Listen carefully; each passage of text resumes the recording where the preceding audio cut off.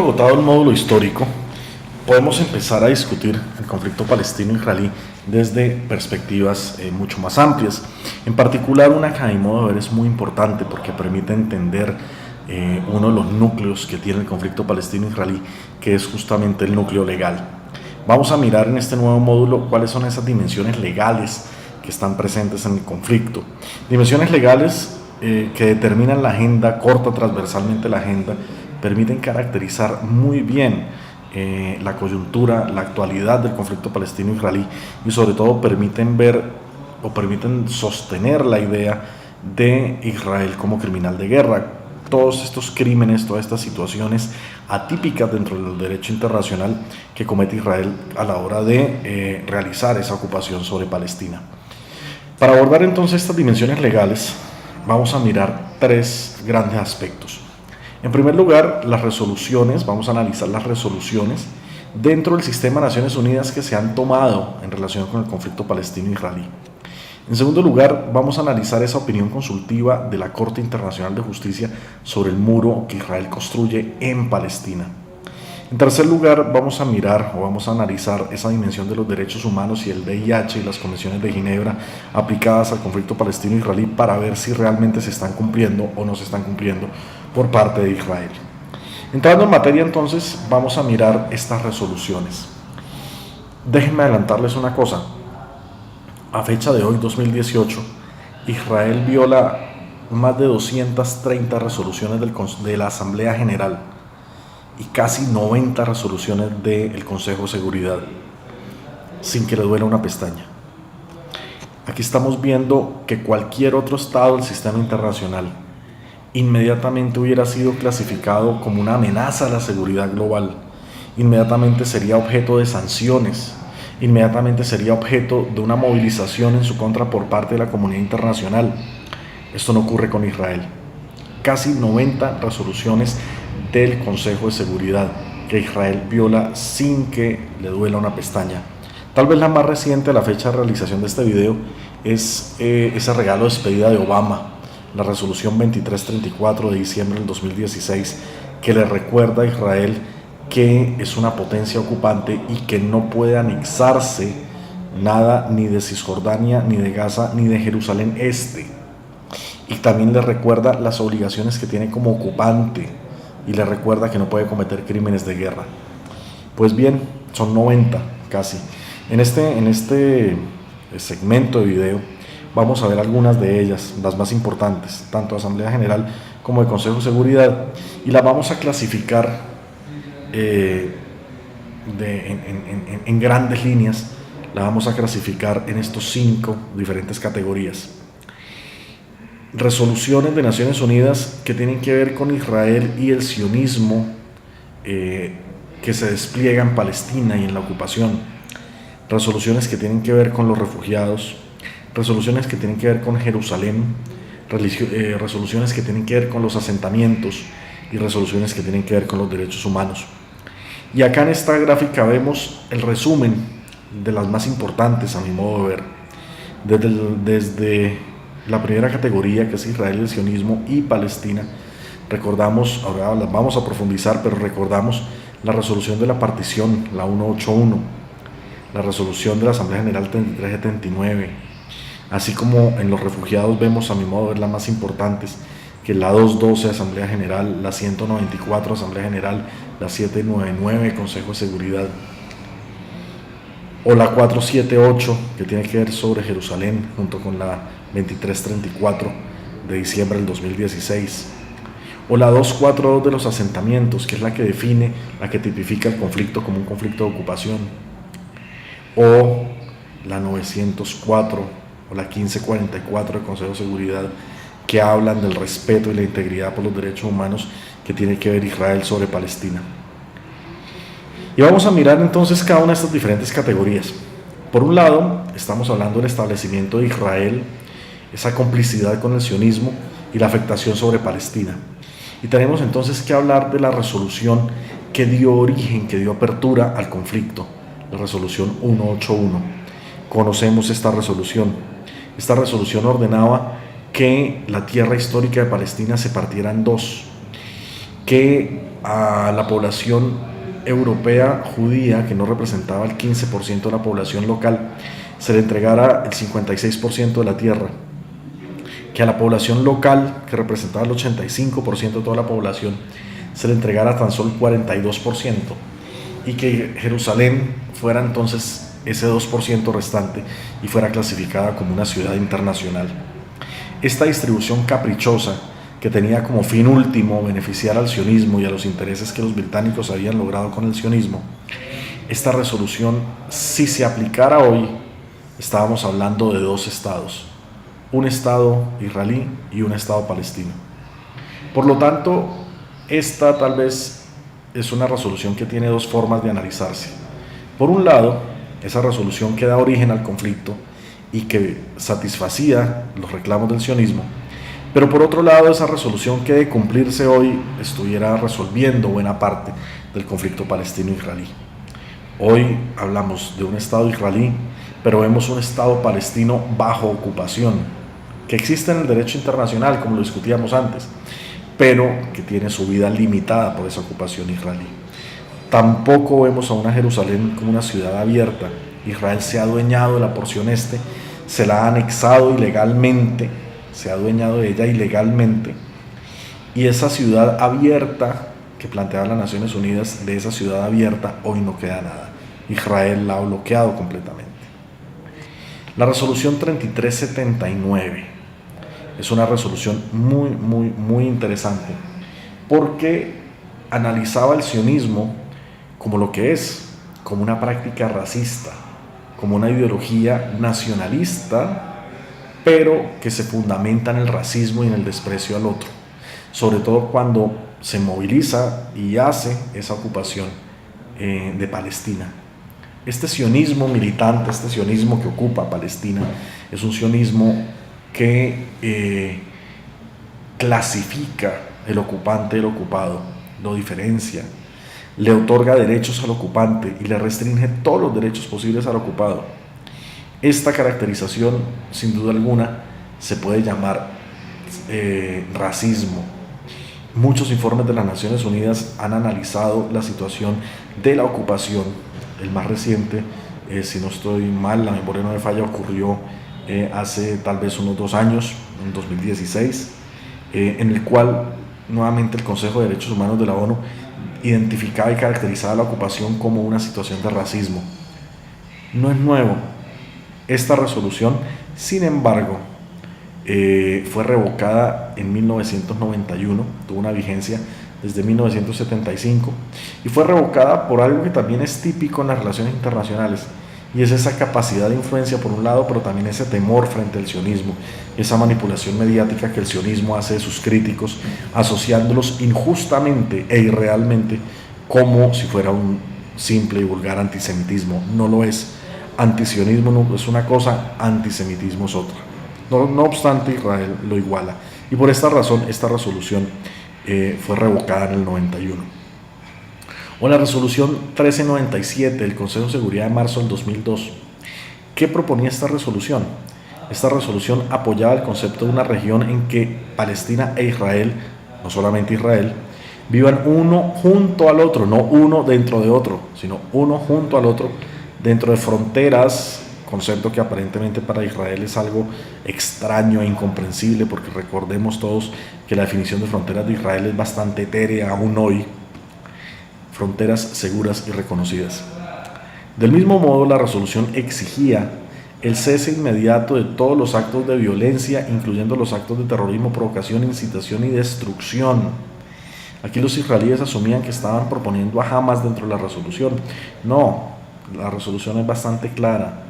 En el contexto de la intifada, como ocurrió, normalmente estábamos hablando era de actos de violencia desde Israel y actos de terrorismo desde Israel.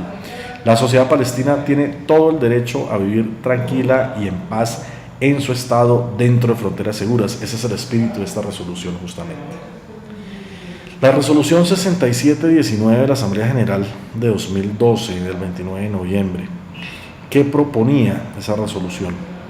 Por un lado, reafirma el derecho del pueblo palestino a su libre autodeterminación, lo cual es un derecho básico de todo pueblo, y a la independencia, lo cual sigue siendo un derecho básico. y decide conceder a Palestina la condición de Estado observador, a Palestina la condición de Estado observador no miembro en las Naciones Unidas. Esta resolución de 2012 de Asamblea General intenta, como lo veíamos en el módulo anterior, resolver un problema de llevarla al Consejo de Seguridad y enfrentarla al veto de Estados Unidos. En la Asamblea General se lanzó, se propuso y se aprobó. A partir de entonces, Palestina puede jugar, puede funcionar como un actor internacional desde el punto de vista del derecho internacional público y en consecuencia puede firmar convenciones, tratados, hacer parte de ellos, muy importante a la hora de buscar mecanismos de protección para los derechos humanos. En cuanto a refugiados, ¿qué tenemos? La resolución 212 de noviembre del 48. ¿Qué propone esta resolución? Asistencia a los refugiados palestinos, donde la elección es entre salvar la vida de muchos miles de personas ahora o permitir que mueran. En otras palabras, esta resolución clamaba por una asistencia a los refugiados, asistencia que hoy mismo no existe con fortaleza y que Israel critica. Israel cuestiona muchísimo, porque Israel, uno de los elementos que critica, por ejemplo, la UNRWA y los refugiados palestinos, es que tan solo la primera generación era la que tenía derecho a ser llamada refugiada y en consecuencia la primera generación era la única que tenía derecho, por ejemplo, a una indemnización o a que se le reconocieran sus derechos de propiedad sobre las propiedades que habían sido expropiadas. Esta jugada legal israelí, esta jugada legalista más que legal israelí, se cae de su peso. Y se cae de su peso en buena medida con ellos mismos. Si estuviéramos hablando solamente de derechos de primeras generaciones, ninguno de los israelíes tendría derecho a haber retornado, como lo plantean ellos, porque ese derecho tan solo le hubiera correspondido a sus ancestros desde hace los siglos que ellos quieran decir que tienen esa tradición, que también es bastante discutible. Entonces, la concepción de refugiado es bastante manipulada desde el lado israelí y es una de las grandes líneas rojas. Israel no está interesado en cumplir ninguna de estas resoluciones relacionadas con el tema de los refugiados. Al igual que la resolución 194 de 1948 de Asamblea General, esta resolución que mandaba que los refugiados que deseen volver a sus casas y vivir en paz con sus vecinos deben ser autorizados a hacerlo lo antes posible. En cualquier conflicto pasa eso. La lógica humanitaria que existe para la atención a la población refugiada es que apenas en las condiciones de seguridad para ellos puedan volver, tengan el derecho a volver. Esto aquí no ocurre. Israel tiene una línea roja inamovible que impide que los refugiados regresen a sus casas. La resolución 799 del Consejo de Seguridad de 1992, ¿qué propone? Dice que condena enérgicamente la deportación de cientos de civiles palestinos efectuados por Israel en ese contexto de fin de la segunda intifada, de la primera intifada e inicio de las negociaciones y el proceso de Oslo. Condena enérgicamente la deportación de cientos de civiles palestinos efectuados por Israel, la potencia ocupante, o sea, le reitera por enésima vez el carácter de potencia ocupante.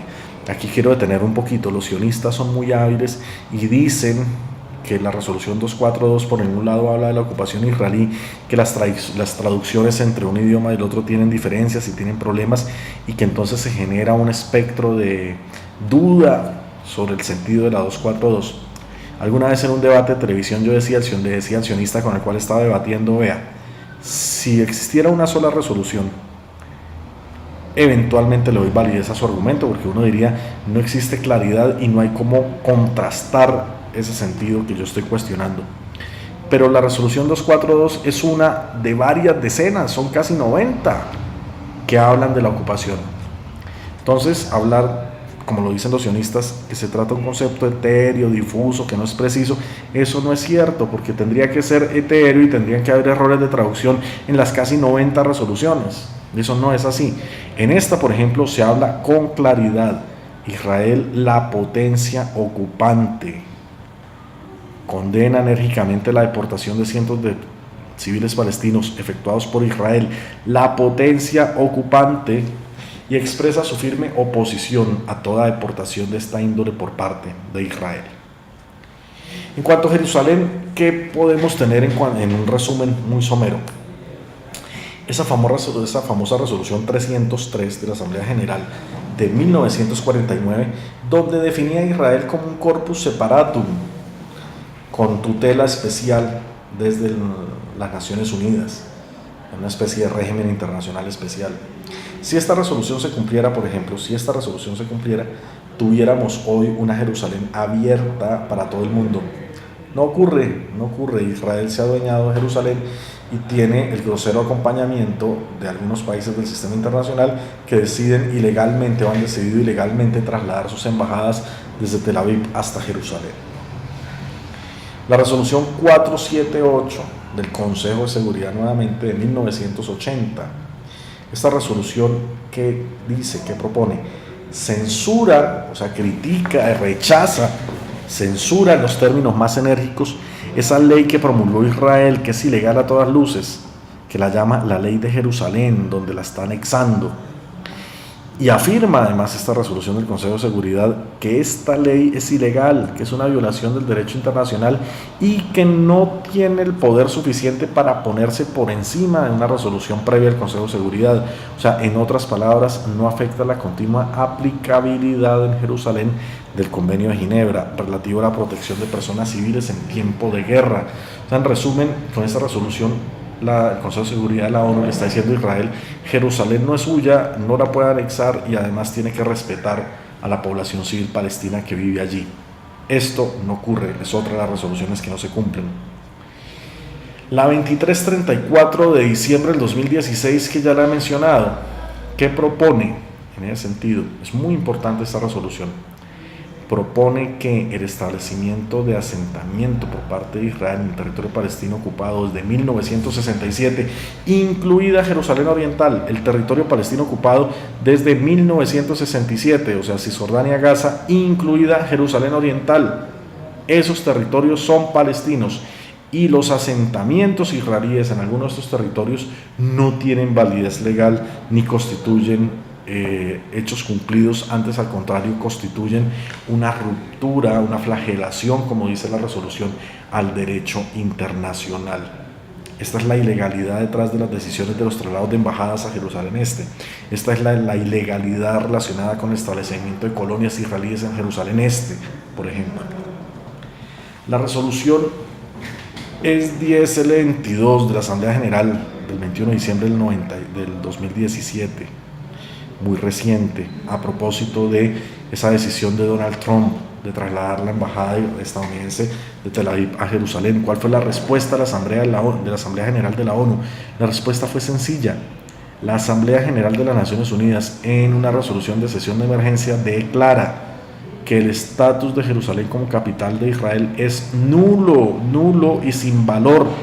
No obstante, vemos que la propaganda sionista no escatima esfuerzos, y eso lo vamos a ver más adelante, no escatima esfuerzos para transmitir sus mentiras a la comunidad internacional y venderle a la opinión pública la idea que la capital de Israel es Jerusalén, venderle esa idea mentirosa, vendérsela a la fuerza. Entonces vamos a ver, por ejemplo, en Google, cuando uno digita capital de Israel, le sale Jerusalén. Cuando uno en Wikipedia escribe, es el mismo ejercicio, digita capital de Israel, le sale Jerusalén. Esos son intentos pagos desde el sionismo por confundir a la opinión pública y evitar que este tipo de resoluciones tenga una aplicación en algún momento. En cuanto a los asentamientos, ¿qué dicen las resoluciones con los asentamientos? La 242, que es el pilar normativo de todo esto, la 242 de noviembre de 1967 por Consejo de Seguridad, dice: expresando su constante preocupación por la grave situación de Oriente Medio y enfatizando, oído a esto, la inadmisibilidad de adquisición de territorios mediante la fuerza. Está enfatizando que robarse tierra del vecino es ilegal, así como la necesidad de trabajar en una paz justa, duradera, en la que cada estado de la zona pueda vivir en seguridad. Además, la resolución pide, y aquí no hay ambigüedades como dicen los sionistas, la resolución pide la retirada de las Fuerzas Armadas de Israel, aquí le pone nombre propio, de los territorios ocupados en el conflicto reciente. No da duda, ambigüedades. Y la consecución de una solución justa al problema de los refugiados. Si esta resolución se cumpliera, como le pidieron los árabes a Israel en la reunión de la Liga Árabe de de Beirut del 2002, que le pidieron a Israel que se olvidara el resto de 87 resoluciones que estaba violando, que cumpliera una sola, que cumpliera esta, donde Israel cumpliera esta sola resolución, hoy mismo no había conflicto. Ya se hubiera acabado, se hubiera resuelto, porque esta resolución obliga a Israel a que salga de los territorios ocupados, obliga a Israel a que retire sus tropas de los territorios ocupados, le recuerda a Israel que no puede anexarse Jerusalén Este, y además le debe permitir, Israel debiera permitir la solución justa al problema de los refugiados. Con esta sola resolución que se cumpliera, hoy no había conflicto. ¿Cuál es la respuesta de Israel? Que no la va a cumplir ni esta ni las otras 88 o 89 que está violando. La resolución 3371 de la Asamblea General de diciembre del 78. Súper importante esta resolución. Súper importante, ya van a ver por qué. Muchas veces pasa desapercibida. Esta resolución prohíbe la cooperación militar con Israel, está claro, pero además ve con gran preocupación el continuo y rápido crecimiento militar de Israel, y además de eso emite una alarma por el empleo por parte de Israel de bombas de fragmentación contra campos de refugiados y objetivos civiles en el sur del Líbano. Recuerden ustedes que la Asamblea General de la ONU, en el contexto de las Naciones Unidas, hay una especie de embargo militar contra Israel todavía vigente. La Asamblea General insiste que es ilegal, el sistema de la ONU insiste que es ilegal comerciar armas con Israel, venderle armas a Israel. Esa es otra de las resoluciones que es letra muerta, se viola todos los días por parte sobre todo de los países occidentales. Esta es la que yo les menciono. Justamente este otro fragmento de esta resolución reconoce que la continua escalada del armamento israelí constituye una amenaza para la paz y la seguridad internacional, y concluye solicitando a todos los estados, oído lo que voy a decir, esta resolución concluye solicitando a todos los estados que se abstengan de suministrar armas, municiones, equipos, vehículos militares o repuestos a Israel, sin ninguna excepción. Venderle un solo cartucho a Israel es ilegal a la luz de esta resolución. No se cumple, sin duda alguna no se cumple. La resolución 446 de 1979, a propósito de los asentamientos. Esta resolución dice que los asentamientos en los territorios palestinos y árabes ocupados desde 1967, 69 otros, no tienen validez legal, son ilegales y constituyen un serio obstáculo para la consecución de una paz justa y global y duradera. No tienen validez legal. Son ilegales, constituyen crimen de guerra, está prohibido por la Cuarta Convención de Ginebra en su artículo 47. ¿Qué hacemos? Si Israel no quiere que lo llamen criminal de guerra, pues que no cometa crímenes de guerra. Es sencillo, es fácil, es entendible. La resolución 51223 de la Asamblea General de marzo del 97, ¿qué propone? Exhorta a Israel, nuevamente, la potencia ocupante, no es ambigua, la potencia ocupante, a que cumpla escrupulosamente las obligaciones y responsabilidades que contrajo en virtud del Convenio de Ginebra relativo a la protección de personas civiles en tiempos de guerra, que es aplicable a todos los territorios ocupados por Israel desde el 67. Le recuerda a Israel que tiene que observar las convenciones de Ginebra y tiene que ajustarse por ellas. Por lo tanto, la posibilidad de juzgar a Israel en la Corte Penal Internacional, así no haya firmado como Estado, está ahí, está sobre la mesa con resoluciones como esta. En cuanto a derechos humanos, que encontramos como representante, obviamente hay muchas más resoluciones en todas las categorías que he leído, pero estoy tratando de abstraer las más importantes. La resolución 2443 de la Asamblea General de 1968 propone que Israel debe guiarse por las Naciones Unidas, la Carta de las Naciones Unidas, y debe guiarse por la Declaración Universal de Derechos Humanos de una manera obligatoria. Y le recuerda a Israel que debe desistir de destruir las casas de la población civil en las áreas ocupadas. O sea, ese castigo israelí, que es un castigo ilegal, cuando tiene que castigar a alguien que a juicio de él cometió alguna infracción, va a Israel y además no solamente castiga al responsable, sino va y descarga su ira contra la familia del responsable y le derriba también sus casas a la familia del responsable. Esa situación es ilegal desde el punto de vista del derecho y desde el punto de vista de las Naciones Unidas. Con esta resolución desista de destruir las casas de la población civil árabe, las mismas casas también que Israel destruye para construir colonias ahí encima. Una aberración que a una persona, a usted que está viendo este video, un ocupante, un invasor, alguien de afuera de su país, venga a su casa un día, lo saque de su casa a empujones, tumbe su casa porque ahí va a construir un edificio para traer a vivir sus propios habitantes. Eso es lo que refleja esta resolución. La resolución ES-79 de la Asamblea General de 1982, ¿qué pide? Que se cumpla la resolución 194. ¿Qué más pide? Condena la masacre de los palestinos y otros civiles en Beirut en el 82. Ese año fue muy sangriento. Recordemos Sabra y Chatila, por ejemplo. Se hablaba entonces de resoluciones que buscaban proteger a los palestinos de este tipo de ataques genocidas por parte de Israel. La resolución 904 del Consejo de Seguridad, miren ustedes que estoy mencionando varias del Consejo de Seguridad. ¿Qué pide? Habla sobre Hebrón. Condena fuertemente la masacre de Hebrón y sus secuelas, lo que costó la vida a más de 50 civiles palestinos e hirió a varios centenares más. Y pide, esto es lo importante, pide a Israel, la potencia ocupante, nuevamente le recuerda que es potencia ocupante, pide a Israel la confiscación de las armas con el fin de impedir las acciones violentas y ilegales por parte de los colonos israelíes. ¿Esta resolución se cumple? No. Los invito a que vayan a Hebrón. Allá ustedes van a ver colonos israelíes caminando armados por las calles de Hebrón. Colonos israelíes como el caso de la familia de Awabshe, que no tienen ningún problema en lanzar bombas incendiarias a las casas de los palestinos para que mueran incinerados. Y lo peor, no solamente no se está cumpliendo esta resolución, sino que al contrario, el ejército israelí está para cuidar a estos colonos fundamentalistas armados. Esto es otra de las resoluciones que se viola y no se cumple ni por las curvas. La resolución 1006 de la Asamblea General de 1999. Un saludo a la bandera, un resumen de lo que hemos estado hablando. Esta resolución en sí misma es un resumen. Condena el incumplimiento por parte de Israel de las resoluciones de la ONU y pide el cese de los asentamientos.